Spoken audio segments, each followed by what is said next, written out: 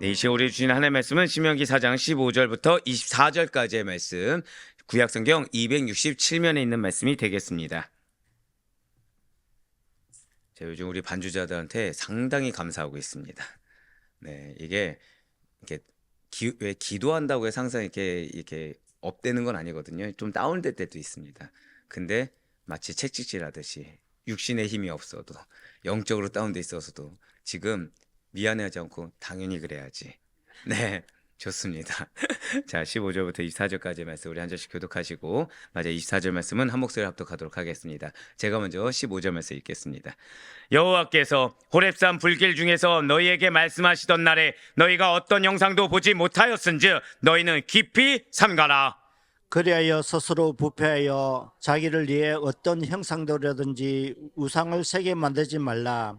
남자의 형상이든지 여자의 형상이든지 땅 위에 있는 어떤 짐승의 형상이든지 하늘을 나는 날개 가진 어떤 새의 형상이든지 땅 위에 기는 어떤 곤충의 형상이든지 땅 아래 물속에 있는 어떤 어족의 형상이든지 만들지 말라. 또 그리하여 내가 하늘을 향하여 눈을 들어 해와 달과 별들 하늘 위의 모든 천체 곧 너희의 하나님 여호와께서 천하 만민을 위하여 배정하신 것을 보고 미혹하여 그것에 경배하며 섬기지 말라. 여호와께서 너희를 택하시고 너희를 새 품을 곧 애굽에서 인도하여 내사 자기 기업의 백성을 삼으신 것이 오늘과 같아도 여호와께서 너희로 말미암아 내게 진노하사 내게 요단을 건너지 못하며 내 하나님 여호와께서 내게 기업으로 주신 그 아름다운 땅에 들어가지 못하게 하리라고 맹세하셨은즉 나는 이 땅에서 죽고 요단을 건너지 못하려니와 너희는 건너가서 그 아름다운 땅을 얻으리니 너희는 스스로 삼가 너희 하나님 여호와께서 너희와 세우신 언약을 잊지 말고 내 하나님 여호와께서 금하신 어떤 형상의 우상도 조각하지 말라. 내 하나님 여호와는 소멸하는 불이시오 질투하시는 하나님이시니라. 아멘. 할렐루야.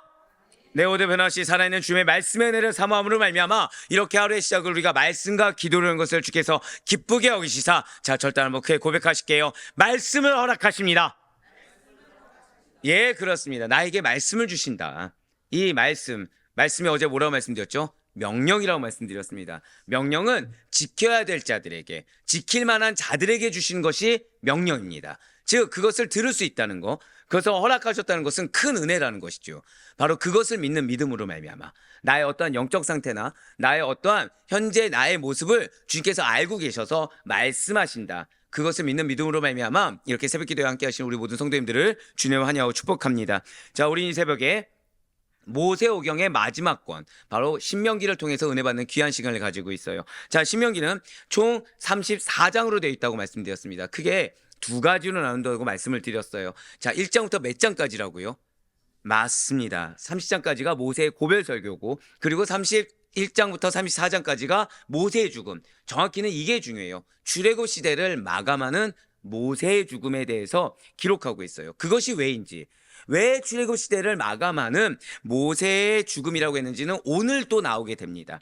자, 이 가운데 고별 설교는 몇 가지로 나눌 수 있다고 말씀드렸으니까 총 3부로 나눠진다고 말씀을 드렸어요. 고별 설교 1부는 신명기 1장부터 4장 43절까지 출애굽 여정을 회고하며 율법이 주어진 배경을 설명하죠. 그리고 율법에 대한 순종을 강조하는 거라고 말씀을 드렸습니다. 그리고 고별 설교 2부는 신명기 4장 44절부터 26장까지라고 말씀을 드렸죠. 바로 율법을 체계적으로 요약해 주면서 이스라엘 2세대 백성들이 구체적으로 실천해야 될 하나님의 말씀이 무엇인지 바로 그 실천 사항에 대해서 말을 해줬다고 말씀을 드렸습니다. 마지막 3부가 신명기 27장부터 30장까지, 즉 율법에 대한 바른 자세를 유지하기 위해서 무엇을요? 순종, 맞습니다. 순종이 제일 중요하다는 거죠. 순종을 다시 한 번 더 촉구하고 있는 것이 고별설교 3부라는 거예요. 그리고 어제부터 이제 우리가 고별설교 1부의 마지막 부분을 통해서 은혜 받는 귀한 시간을 가지고 있다는 것입니다. 그 가운데 오늘 본문 말씀, 바로 신명기 4장 15절부터 24절까지의 말씀은 모세가 이스라엘 백성들에 내린, 고백하실게요, 우상 숭배 금지 명령. 바로 그렇습니다. 우상 숭배 금지 명령이에요. 바로 오늘 모세는 우상이 무엇인지 정말 적나라하게 이야기해 줍니다. 그냥 우상이 그냥 신을 섬기지만 이 정도가 아니라 사실 이거에 대해서는 원어로 보셔야지 조금 더 명확하게 다가올 수가 있어요. 이 우상 숭배 금지 명령을 적나라하게 밝혀주는 것이 바로 오늘 본문 말씀입니다. 먼저 신명기 4장 15절 말씀을 보도록 하실게요. 여호와께서 호렙산 불길 중에서 너희에게 말씀하시던 날에 너희가 어떤 형상도 보지 못하였은즉 너희는 깊이 삼가라. 아멘. 자, 어제 말씀드렸던 것처럼 하나님은 우리에게 형상으로 보여주신 적이 단 한 번도 없습니다. 말씀을 통해서. 근데 그 말씀이 무엇이라고요? 명령이라고 말씀드렸죠. 말씀을 통해서 계시한다고 말씀을 드렸어요. 그러면서 지금 모세는 붉은색으로 표현된 부분을 먼저 보실게요. 너희는 깊이 삼가라 라고 이야기하고 있습니다. 그 원어로 보면 뭐가 먼저 나오는 거예요? 너희는 깊이 삼가라가 먼저 나오는 겁니다. 사실 한글이니까 이렇게 나온 거고, 왜 우리가 영어 같은 경우에서도 우리가 쓰는 문법이랑 다르지 않습니까? 마찬가지로 이것도 먼저 나오는 것이 뭐예요? 너희는 깊이 삼가라. 그러니까 이스라엘 백성들이 그들의 모습에 주의를 기울여야 된다는 거예요. 누구의 모습이요? 고백하실게요. 나의 모습. 나의 모습에 지금 깊이 주의를 기울여야 된다는 것입니다. 그 이유가 무엇이냐? 바로 녹색 부분이라는 거예요. 너희가 어떤 형상도 보지 못했기 때문에 너희는 지금 너희의 모습이 어떤지 깊이 주의를 기울여야 된다. 너의 지금 모습이 어떤지 주의를 기울여야 되는 이유가 너희는 어떤 형상도 보지 못했기 때문이다 라는 거죠. 즉 이유 때문이라는 것입니다. 무슨 말씀입니까? 당시 이스라엘 백성들이 시내산에서 하나님부터 율법을 물려받을 때, 이 말씀을 받을 때 어떠한 형상도 보지 못했기 때문에 이스라엘 백성들은 주의해야 된다. 바로 그 말씀이라는 거예요. 대체 이게 무슨 말씀입니까? 지금 이스라엘 백성들이 주의해야 될 것은, 고백하실게요, 내가 가지고 있는, 바로 이거예요. 지금 내가 가지고 있는 우상 숭배의 죄성이 있다는 겁니다. 즉 가나안 땅에 우상이 많아서, 또는 애굽 땅에 우상이 많아서가 아니라 누가 갖고 있는 죄성이요? 내가 갖고 있는 죄성을 주의해야 된다.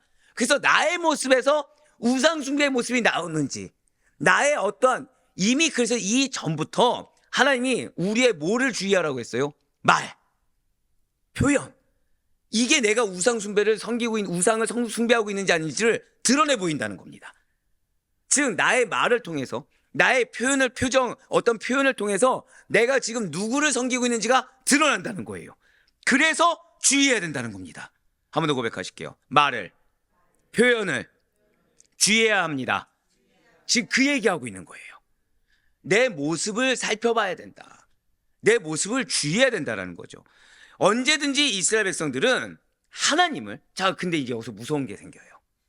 자, 그러면은 지금 이 말을 누구에게 지금 하나님께서 명령하신 겁니까? 믿지 않는 자입니까? 믿는 자입니까? 지금 그게 문제인 거예요. 언제든지 이스라엘 백성들은 하나님을 믿는다고 하지만 우상으로 형상화하려는 의지를 가진 죄성이 있다는 거죠. 즉 하나님을 뭐를 만들려고 한다는 거예요? 우상으로 형상화한다는 겁니다. 즉 하나님만을 믿는 게 아니라 내가 믿고 싶은 존재로 형상화한다는 거예요. 그렇기 때문에 지금 하나님께서는 이러한 우리들의 현실을 직시해야 된다고 경고하고 계시다는 것이죠. 그렇습니다. 이스라엘 백성들이 원하는 것은 내가 원하는 하나님입니다. 이스라엘 백성들이 원하는 것은 눈에 보이는 하나님입니다. 그래서 어떻게든지 하나님을 눈으로 볼 수 있도록 형상화하려고 들었어요. 자, 눈으로 보면 만족하는 것입니까? 아니라는 거죠. 앞서 뭐라 말씀드렸어요? 내가 원하는 하나님, 즉 내 직성이 풀리는 하나님, 나만을 위한 하나님, 내가 원하는 대로의 모습으로 있어주는 하나님을 바란다는 거예요. 그 대표적인 것이 바로 금송아지 형상인 것입니다. 출애굽기 때 기억하시죠? 왜 송아지인지.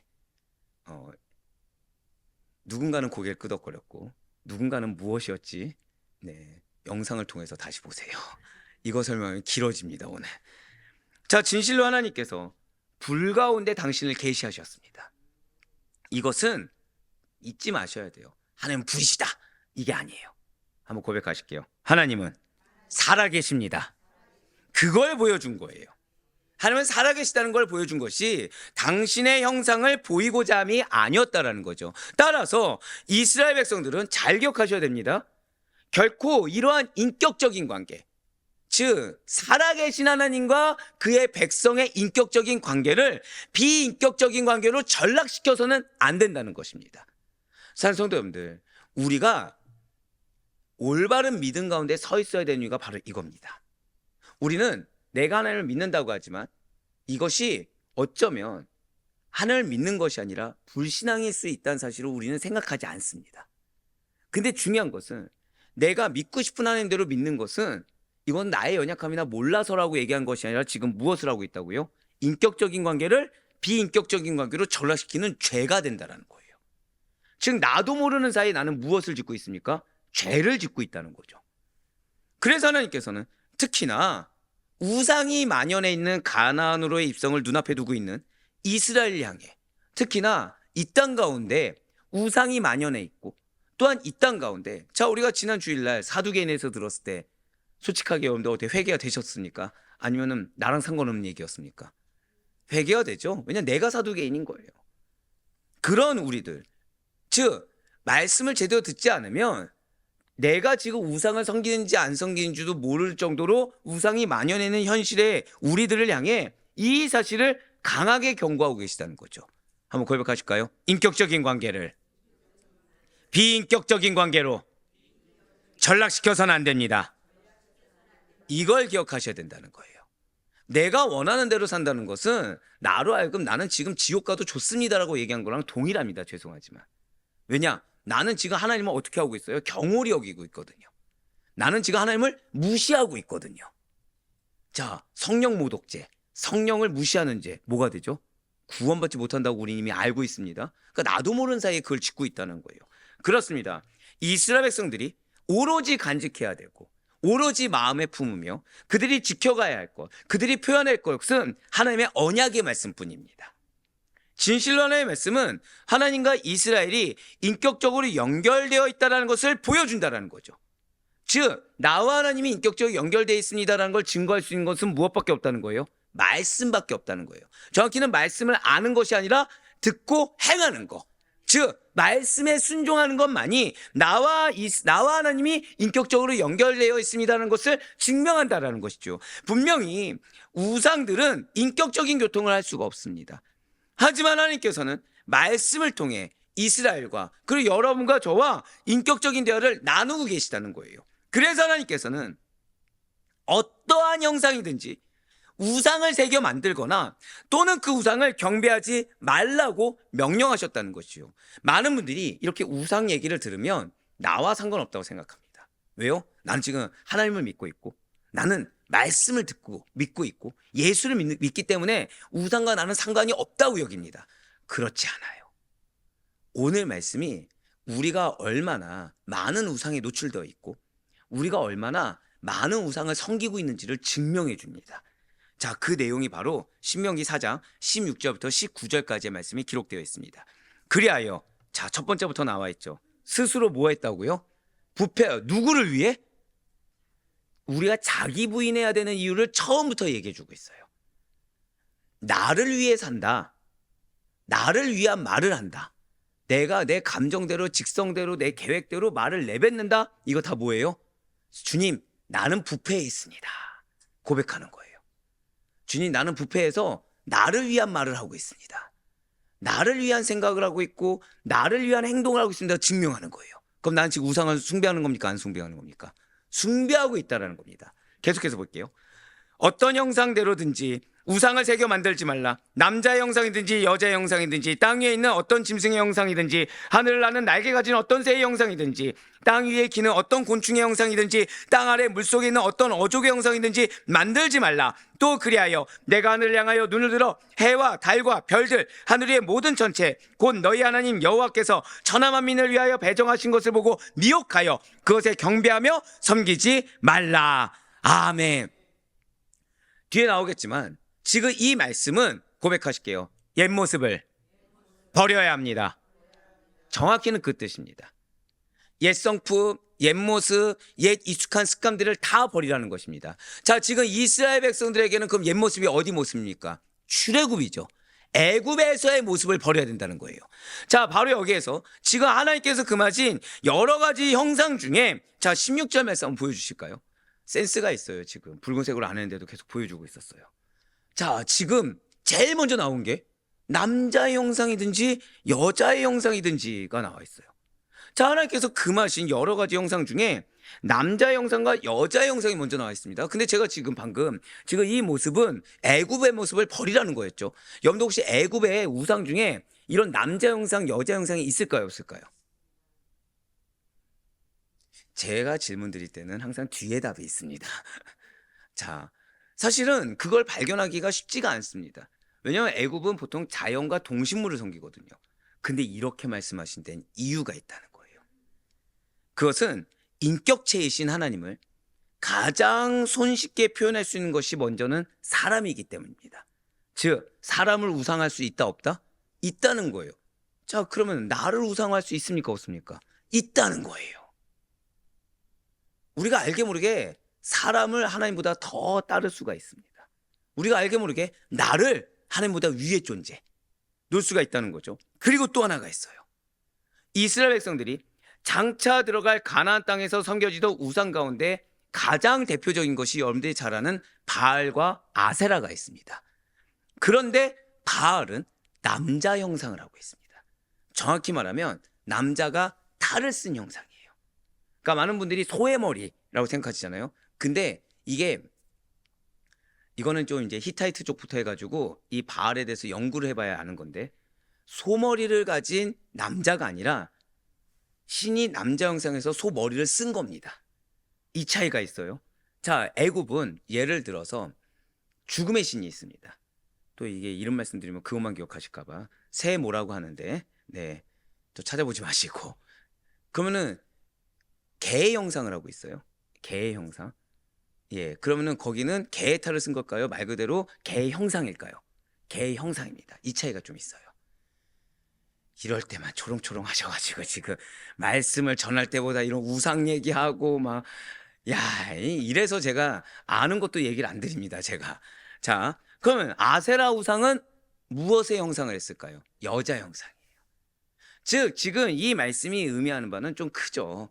우리가 사람을 우상할 수 있습니다.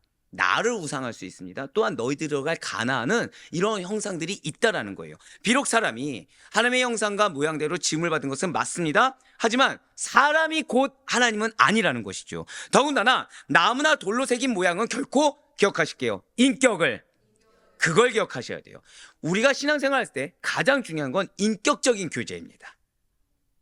왜 우리가 이렇게 성령 충만, 성령의 임재하심, 왜 이것을 우리가 중요하게 할까요? 이유는 인격적인 교제가 이루어져야 돼요. 그래서 여러분들이 자발적으로 변화의 길로, 의지로 나아가야 되는 겁니다. 여러분들의 자녀가 여러분들이 말하는 대로 꾹두각시처럼 움직입니다. 그러면 어떻게, 좋은 걸까요, 나쁜 걸까요? 학생 때까지는 좋을 수 있죠. 문제는 어디서부터 발생하죠?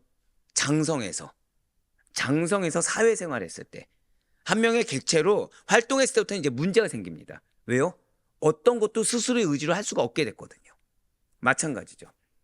만약에 우리가 그냥 인형처럼, 로봇처럼 시키는 대로, 지시하는 대로만 따라도 된다고 했다고 한다면 예수님은 절대 부활승천에서 성령님을 주지 않으셨을 것입니다.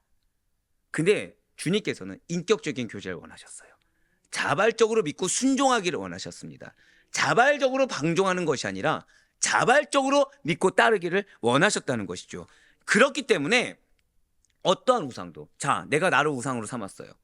그러면 그런 우상된 나는 나와 인격적인 교제가 되는 것입니까? 내 멋대로 사는 겁니까? 내 멋대로 사는 거죠. 나와 나 스스로 어떻게 인격적인 교제가 가능합니까? 우린 이걸 뭐라고 하죠? 분리인격이라고 하죠. 네, 분리인격이라고 합니다.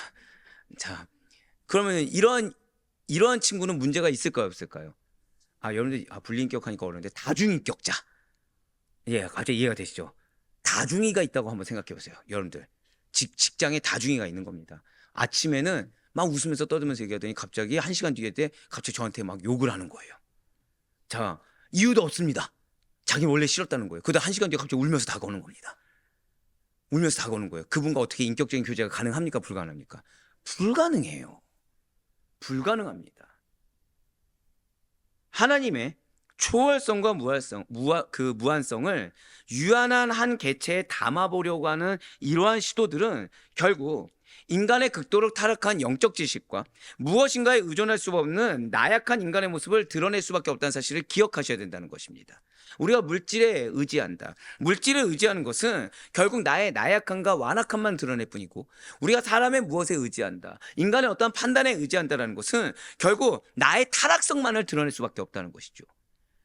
지금 하나님께서는 어떠한 종류의 짐승이나 새 모형도 만들어서는 안 된다라고 하셨어요. 사실 이스라엘이 앞서 말씀드린 대로 이 말씀은 어디를 두고 말씀하신 거라고요? 애굽이라고 말씀드렸죠. 430년간 머물렀던 애굽에는 바로 이러한 짐승과 새의 우상이 만연해 있었습니다. 또한 곤충에는, 이게 좀 중요해요. 이 곤충에는 뱀을 포함시키고 있다는 거예요. 자, 이거는 원어로 보셔야 돼요. 왜냐하면 18절을 잠깐 보시면, 18절에 보시면 기는 어떤 곤충의 형상이든이라고 했을 때 그냥 우리가 아는 곤충, 메뚜기.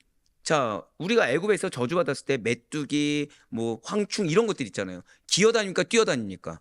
여러분들 메뚜기 기어다니는 거 보신 적 있나요? 근데 여기서 왜 기는 어떤 곤충이라고 했을까요? 자, 이거는 원어로 로메스라고 합니다. 로메스는 기어다닌 것을 의미하는데 여기에는 뱀을 포함시키고 있다는 거예요. 즉 이거는 곤충과 뱀을 뜻합니다. 로메스는. 즉 실제로 애굽에서 뱀은 애굽 여신의 힘을 상징하는 거였습니다. 그래서 미라나 파라오의 왕관을 보면 여기에 뭐가 달려있죠? 뱀이 달려있어요. 여기. 왜요? 이게 힘이거든요. 여신의 힘.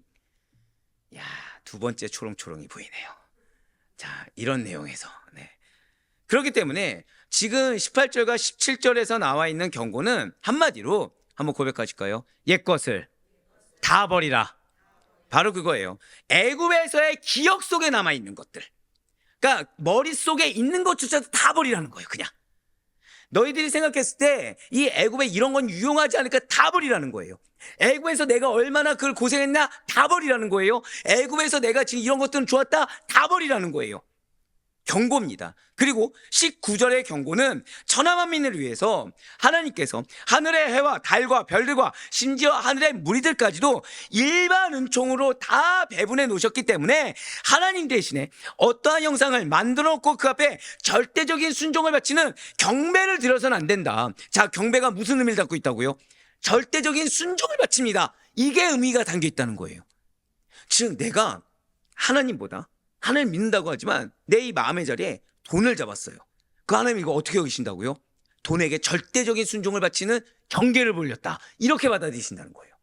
하나님, 나는 지금 먹고 살기 위해서 이게 필요해서 어쩔 수 없었습니다 라고 하지만 하나님은 그 어쩔 수 없는 상황에 왜 하나님만을 절대 신뢰하지 않았느냐, 너는 돈에게 절대적인 순종을 바치는 경배를 올렸다 라고 그렇게 판단되기 때문에 19절에 경고를 하셨다는 것입니다.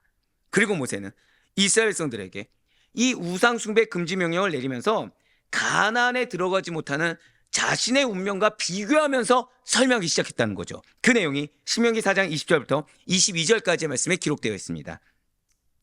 여호와께서 너희를 택하시고 너희를 쇠 풀무불 곧 애굽에서 인도하여 내사 자기 기업의 백성을 삼으신 것이 오늘과 같아도 여호와께서 너희로 말미암아 내게 진노하사 내게 요단을 건너지 못하며 내 하나님 여호와께서 내게 기업으로 주신 그 아름다운 땅에 들어가지 못하게 하리라고 맹세하셨은즉 나는 이 땅에서 죽고 요단을 건너지 못하려니와 너희는 건너가서 그 아름다운 땅을 얻으리니. 아멘. 지금 모세는 하나님께서 이스라엘 백성들을 택하셨기 때문에 애굽에서 인도하여 내시사 하나님의 기업의 백성으로 삼으신 것이라고 설명하였습니다. 그 가운데 21절에 붉은색으로 표현된 부분을 보시면 여호와께서 너희로 말미암아 내게 진노하사라고 나와 있습니다. 그렇습니다. 그렇게 택하셨음에도 불구하고 모세는 자신이 가나안에 들어가지 못한 이유가 무리바 물사건에서 이스라엘 백성들에게 화를 냈기 때문이라고 말하고 있어요. 자, 분명히 화를 낸 건 맞죠. 하지만 그때 모세가 화를 낸 것이 이스라엘이 한 번 실수해서, 이스라엘이 한 번 죄악된 행동을 해서 그렇게 한 것이 아니라는 거예요. 이스라엘 백성들이 잘 아시는 것처럼 불순종합니다. 또 불순종합니다. 이를 마치 반복하면서 너 언제까지 참는지 한번 두고 보자 라는 식으로 반복하였고, 무리바 물사건이 일어나기까지 그동안 축적된 이스라엘 백성들의 그 모든 행동들 때문에 모세는 참다 못해서 화를 냈다는 것이죠. 이러한 이스라엘 불순종으로 인해서 지금 모세가 그래서 화를 내서 모세는 가나안 땅에 들어가지 못하게 되었습니다. 하지만 지금 모세는 내가 너희 부모 때문에, 내가 너희 일세 때문에 가나안 땅에 들어가지 못하게 됐으니까 너희도 가나안 땅에 들어가지 못하라고 말하는 것이 아닙니다. 지금 모세는 내가 지금 은혜를 못 받으니까 너희도 은혜 받지 못해. 나 죽고 너 죽자라는 식의 공면을 노리고 있지 않다는 거죠. 또한 나만 살려고 하는 이기적인 마음에 너희가 너희의 죄책을 다 감당하면 내가 살 수 있지 않을까라는 식의 의도를 갖고 있지도 않다라는 거예요. 무엇입니까? 비록 나는 죽지만 너만은 살리겠다. 이게 그리스도의 모습입니다. 비록 나는 어렵지만 너만은 살리겠다. 지금 모세는 이스라엘 백성들에게 호소하고 있어요. 자, 누구를 위해 호소하는 거죠? 이스라엘 백성들을 위해서 호소하고 있어요. 그렇습니다. 지금 모세는 죽음이 매우 임박한 상태입니다. 자, 모세에게 열망이 있었습니까? 없었습니까? 있었죠. 열망이 없는 게 아니에요. 아무런 욕심이 없는 게 아니에요.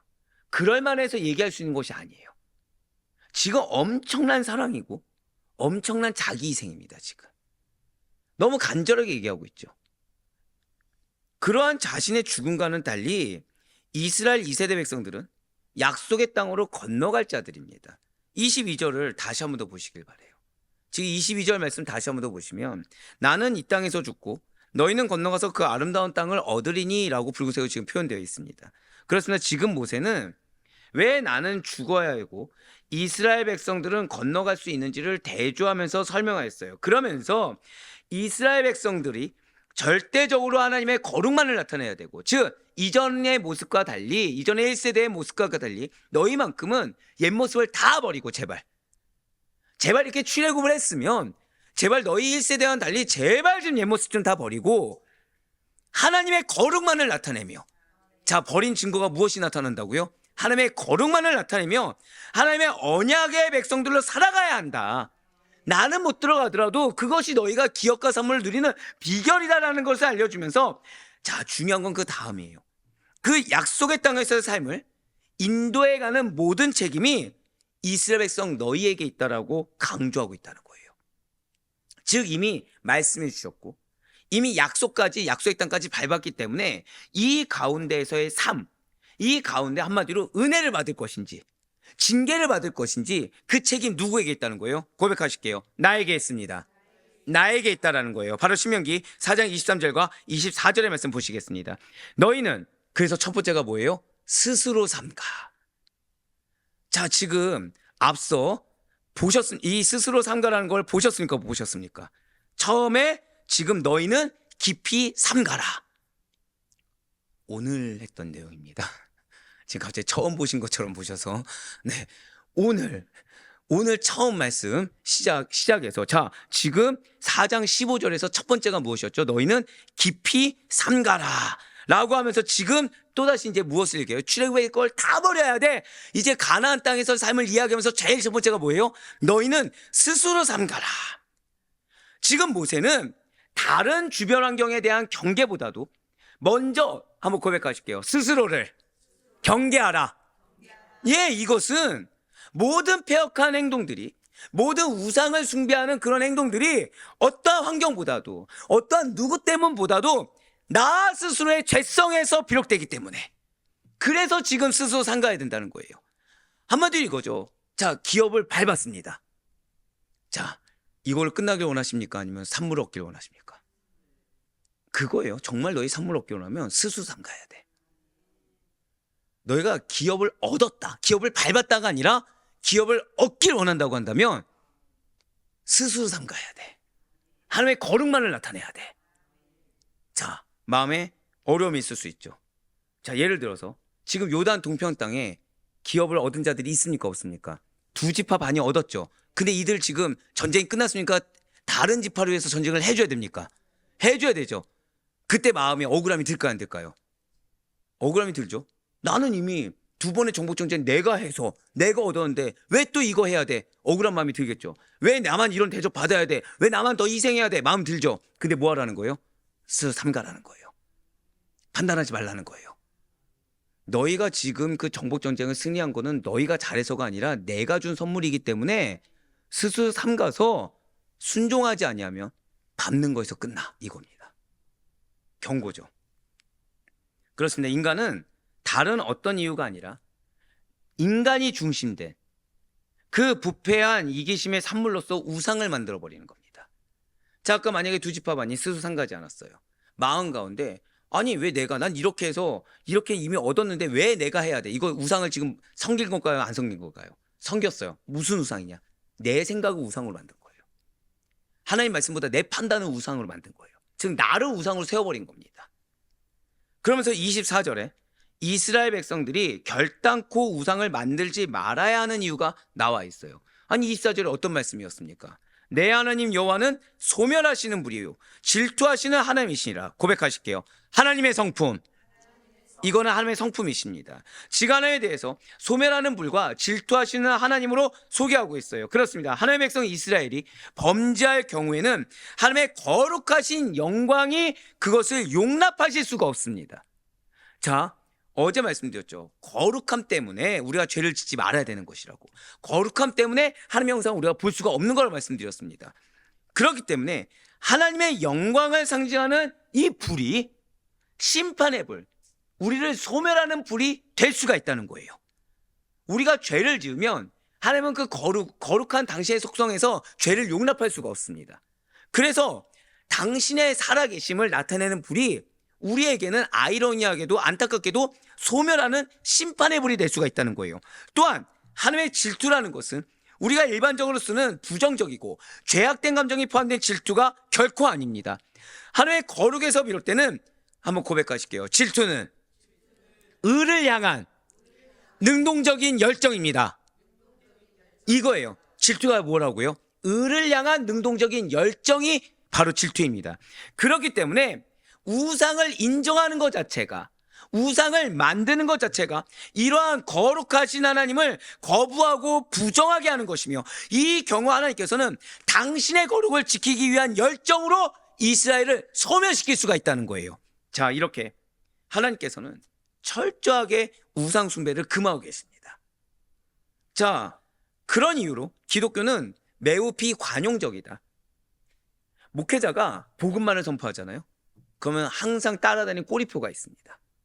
사랑이 없어. 진짜로요. 우리 목사님 말씀은 너무 강해. 이게 꼬리표처럼 따라다닙니다. 그래서 실제로 기독교는 비관용적인 것으로서 세상 사람들에게 배척을 받기도 하고, 복음만을, 말씀만을 선포하는 목회자들은 세상적으로 사람들의 인정을 받기란 요원해집니다. 맞습니다. 사실 세상의 다른 종교들은 어떠한 포용적인 성격이 있는 것이 맞아요. 그러나 기독교만은 마치 천상천하 유아독존격으로 오직 기독교 안에만 구원이 있으며 기독교만이 참 종교라고 주장합니다.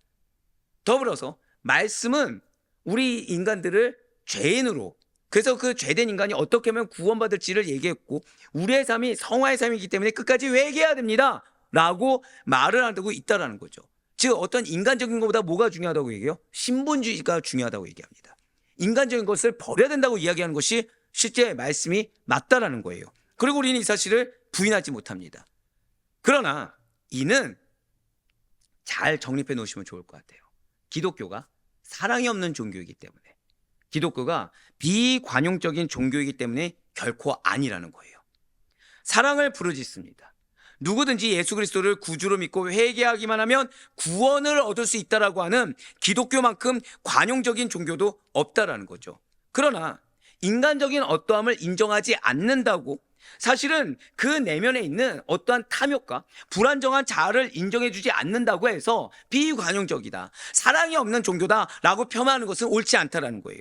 왜입니까? 지금 이 순간에도 우리는 허다한 죄악에도 불구하고 그리스도의 보혈의 공로를 말미암아 기회를 얻고 있다는 거예요. 여러분들 지금 지옥 가셨습니까? 이 땅에 지금 기회를 받고 계십니까? 이 땅에 기회를 받고 있어요. 그렇습니다. 기독교는 구원을 위해서 인간의 어떠한 자격이나 노력도 요구하고 있지 않습니다. 오직 예수 그리스도를 믿기만 하면 누구나 구원에 이르게 되는 것이고, 하나님께서는 끝까지 인내하사 그 구원의 말씀을 다시 한번 더 들어오도록 인내해 주고 계시다는 거예요. 다만 기독교가 다른 종교에 대해서 배타적인 것, 다만 메시지에 대한 선포가 어떠한 인간적인 것을 배제하는 것은 우상 숭배가, 죄악이 아무리 인간에게 위로를 주는 것 같고 필요한 것처럼 여겨진다고 하더라도 그 끝은 정해져 있어요. 멸망이기 때문에 만물의 창조자와 구원자로서 유일하게 살아계신 절대자 하나님께는 용납될 수 없는 범죄이기 때문에 배타적이고 인정할 수가 없다라는 것이죠. 그래서 사도 바울은 이렇게 선포하고 있어요. 사도행전 17장 23절부터 25절까지의 말씀 보시길 바랍니다. 내가 두루 다니며 너희가 위하는 것들을 보다가 알지 못하는 신에게라고 새긴 단도 보았으니 그런즉 너희가 알지 못하고 위하는 그것을 내가 너희에게 알게 하리라. 우주와 그 가운데 있는 만물을 지으신 하나님께서는 천지의 주제시니 손으로 지은 전에 계시지 아니하시고 또 무엇이 부족한 것처럼 사람의 손으로 섬김을 받으시는 것이 아니니 이는 만민에게 생명과 호흡과 만물을 친히 주시는 이심이라. 아멘. 제가 수요 예배 때 요즘 오 목사님 칭찬을 많이 하잖아요. 왜 이겠습니까? 바로 이거예요. 여러분들의 환경의 변화. 오늘 이제 저녁에도 또 나오는데 여러분들의 환경의 해결이 다른 게 필요한 게 아닙니다. 교회가 부흥하는 거 다른 게 필요한 것이 아닙니다. 교회가 교회다울 수 있는 거 다른 게 필요한 것이 아니에요. 뭐라 말씀하셨죠? 말씀에는 없어요. 지금 보세요. 무엇이 부족해서 사람의 손으로 섬김을 받으려고 하시는 것이 아닙니다. 우리에게 기회를 주시는 거예요. 손으로 지은 전에 계시는 분이 아닙니다. 말씀에 기반된 전에 서 계신 거예요. 진실로 우리는 하나님께서 나에게 무엇을 용납하고 무엇을 용납하지 않는지를 알아야만 합니다. 말씀하셨음에도 불구하고 그걸 받아들이기 싫다고 해서 내가 무시해버린다? 이건 인격적인 관계를 내가 비인격적인 관계로 전락시키는 죄라고 이미 말씀을 드렸어요. 어느 사회든 범죄를 용납하지 않습니다. 근데 사연이 있는 분들도 계시죠. 사연이 있는 분도 계시죠. 자, 그렇다고 해서 죄를 아예 없애줍니까? 아니면 참고를 합니까? 그냥 참고만 할 뿐이지 죄를 없애지 않습니다. 어느 사회든 범죄를 용납하지 않는 것은 비관용적이기 때문이 아니라 사랑이 없기 때문이 아니라 그것은 악하기 때문이고 그 악함은 반드시 악한 영향력으로 번지기 때문이라는 거예요. 아무리 합당해 보이는 이유가 있다고 하더라도 악을 용납하는 것을 관용이라고 할 수 없고 악을 용납하는 것을 사랑이라고 할 수가 없습니다. 악은, 죄는 어떠한 경우에서도 배척되어야 된다는 거예요. 죄를 지은 자가 아무리 자기 입장에서 항변한다고 해도 그저 악을 행한 것에 불과하고 죄인에 합당한 대우를 받는 것 외에는 남는 것이 없습니다. 무엇을 하지 않으면요? 회개하지 아니하며. 바로 그런 의미에서 기독교는 하나님 위에 다른 신과 우상을 숭배하는 다른 종교에 대해서 배타적인 것입니다. 바로 그러한 이유에서 목회자는 이 설교에 대해서 복음만을 선포해야 되고 회개를 촉구해야 되며 소망을 이 땅이 아니라 저 부활에 두어야 되는 이유가 바로 그거라는 거예요. 왜요? 인정해 주는 순간 교회는 교회답지 않게 됩니다. 인정해 주는 순간 더 이상 성도는 성도답게 될 수가 없다는 거예요. 물론 내 계산과 내 판단하에 여러 가지 항변하는 말이 나오고 핑계가 나올 수가 있겠죠. 근데 그 마음 가운데 악이 있잖아요. 이건 다 틀린 게 됩니다. 이 마음 가운데 영혼에 대한 사랑, 예수가 전부 되지 않았잖아요. 다 악이 됩니다. 아무리 좋아 보이고 아무리 유용해 보이고 아무리 합리성을 떠줬다고 해도 이거는 악에 불과하다는 거예요. 그럼 그분에게 필요한 건 무엇이죠? 회개밖에 없습니다. 근데 그 회개의 기회를 준다. 이게 사랑이에요. 이게 사랑입니다, 여러분들. 인간의 언어로 위로받으려고 하면 안 됩니다. 말씀으로 위로받으세요. 말씀 위로가 하나님이 여러분들을 사랑하시는데 이게 아니라 말씀드렸죠. 여러분들의 마음을 아시사 질책하는 메시지라도 허락하시는 거, 여러분들의 상태를 아시사 빨리 돌이키라고 말씀을 주신 거, 이게 사랑이고 이게 기회입니다. 그러니 참으로 살아계셔서 만유를 통치하시는 하나님만을 섬기셔야 돼요. 예수님의 진리의 말씀을 소유한 기독교만이 절대적인 참 종교이며 다른 종교는 모두 거짓되고 허무한 것들을 섬기는 거짓 종교로서 또한 인간적인 것들은 마땅히 배척해야 할 악한 거라는 사실을 절대 잊지 마시길 바랍니다. 사랑하는 아데포교회 성도 여러분들, 오늘 모세는 지금 죽음을 앞둔 상황에서 지금 고별설교 2부로 가기 전에 마지막을 굉장히 중요한 걸 지금 얘기하고 있었어요. 그 중에 하나가 무엇이죠? 우상입니다. 우리는 오늘 우상이 그냥 우리가 생각했던 표면화된 일반적인 우상이 아니란 걸 오늘 깨달았어요. 우리는 내 생각이 우상이 될 수 있는 것도 깨달았고요. 사람이 우상 될 수 있는 걸 깨달았고 지금 결국 이 출애굽 2세대들에게 우상의 첫 번째가 무엇이었죠? 옛 생각, 옛 것, 애굽의 것들이 우상이란 걸 명명백백하게 밝혀주었습니다. 자, 그 중에 남겨두라고 했으니까 다 버리라고 했습니까? 다 버리지 않으면 그건 우상이 됩니다. 그러니까 내가 애굽에서 얼마나 고생했냐, 이게 우상됩니다. 내가 애굽에서 얼마나 희생했냐, 이거 우상됩니다. 지금 애굽에서 이런 것들이 유용했었다. 애굽에서 내가 그들을 얘기하지 않았습니까? 애굽에서 잘 먹고 잘 살았다. 그게 다 우상입니다. 죄송하지만. 그 결과가 금송아지가 된 거예요. 송아지도 결국 어디의 신이었죠? 애굽의 신이었다 말씀드렸죠. 풍요롭길 바래서. 아유, 말씀드려버렸네. 결국 말에서 내가 어떤 우상 성인지가 나오는 겁니다. 염대의 말은 무엇을 말을 하고 있습니까? 염대의 언어는 무엇을 말씀하고 계십니까? 염대의 표정은 무엇을 드러내고 있습니까? 오늘 모세는 어떤 형상의 우상이든지 만들어서 섬겨서는 안 되는 것을 강력하게 경고했어요. 우상을 만들거나 숭배하는 행위는 하나님께서 가장 싫어하는 일이며 이스라엘이 겪은 숱한 순환의 역사가 바로 이와 관련되어 있습니다. 그분은 우상 숭배 행위를 언약의 파기나, 자, 무슨 말이 나왔죠? 뭐가 파기돼요? 약속의 파기죠. 신앙적 변절로 간주하셨습니다. 기껏 하나님께서 약속을 주셨는데, 기업에 대한 약속을 주셨는데 내가 내 말이 그 약속을 파기했다 생각해 보세요. 얼마나 억울하겠습니까? 그래서 예수님 뭐라고 하셨죠? 슬피우며 이를 간다고 했죠. 인정이 안 되기 때문에. 근데 그땐 늦는다니까요.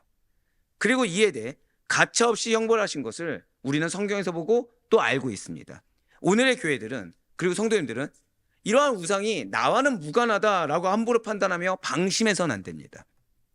시간과 공간을 초월해서 우상 숭배의 위험성은 언제든지 존재하고 있다는 거예요. 한 번 더 고백하실까요? 나에게 기업이 있습니다. 나에게 약속이 있습니다. 그거를 정말 믿고 정말 바란다고 한다면 나 스스로가 어떠한 내 권리, 어떠한 내가 누리고자 하는 것, 어떠한 내 감정, 어떠한 내 계획, 이것 때문에 나 스스로 저버리는 안타까움이 없도록 늘 깨어 있으셔야 돼요. 제가 저희 이제 자녀들한테 양육할 때 말하는 게 항상 있어요. 좀 자기 부인을 많이 시킵니다. 하다못해 표현까지. 왜냐? 너의 감정이 한 1억짜리 되냐고 얘기합니다. 너의 감정이 한 3억짜리 되냐고 얘기합니다. 너의 감정이 한 10억짜리 되냐? 그럼 애들은 대답 못하죠. 하나님은 그보다 더 큰 걸 주실 분인데, 너가 지금 미안해, 너 동생에 대한 감정을 억누르지 못. 지금 여기 만약에 승아가 있으면은 너의 오빠에 대한이라고 했을 거예요. 막내가 있으면 너의 언니 오빠라고 했겠죠. 동생에 대한 감정 하나 억누르지 못하고 그거 너 입 밖으로 너가 스스로 내뱉어버리면 그 죄에 대한 대가를 네가 어떻게 감당할래? 그러니까 너가 지금 억울하다가 아니라 너의 입술에 나온 건 빨리 회개부터 나와야 돼 라고 얘기합니다. 이유가 왜 그렇게까지 얘기할까요? 그러면 진짜 잘못한 게 많아서입니까? 아니에요, 여러분들. 제가 지금 방금 뭐라 말씀드렸죠? 자, 남매 간에 싸울 수 있습니까, 없습니까? 그걸 인정하면 안 된다는 거예요. 그걸 인정하면 안 된다는 겁니다. 물론 마음속으로는 얼마든지 싸울 수 있다고 생각합니다. 하지만 작은 것에부터 실천하게 해야 돼요. 작은 것부터 인내하게 하고, 자, 조금만 참아보면 싸울까요? 아니면 싸울 게 줄어들까요? 싸울 게 줄어들게 돼 있습니다. 우리는 작은 것에서부터 인정해버리면 안 돼요. 그것이 얼마나 큰 위험성을 가져왔는지. 오늘 모세는 우리에게 경고한 게 가장 큰 게 한번 고백하실까요? 스스로 삼가라. 그거예요. 기억하셔야 돼요. 내 입술이 얼마나 나를 올렸다가 내려놨다 할 수 있는지를 깨달아야 됩니다. 내 마음 상태가 안 좋을 수 있다니까요. 근데 그것을 억누르지 못하고, 하나를 믿으면 이게 얼마나 큰 건지를 알겠죠. 근데 억누르지 못하고 쏟아낸다. 이것이 얼마나 큰 리스크를 가져올지 정말 제발 깨달으셔야 됩니다. 내 입술과 행동이 우상 숭배를 하기 전에, 자, 방금 뭐라 말씀드렸어요? 그게 우상 숭배라는 거 이제 깨달으셨죠? 우상 숭배를 하기 이전에 나의 생각 먼저, 우상을 인정해버리는, 정확히 인간적이고 세상적인 생각과 판단을 인정해버리지 마시길 바라겠습니다.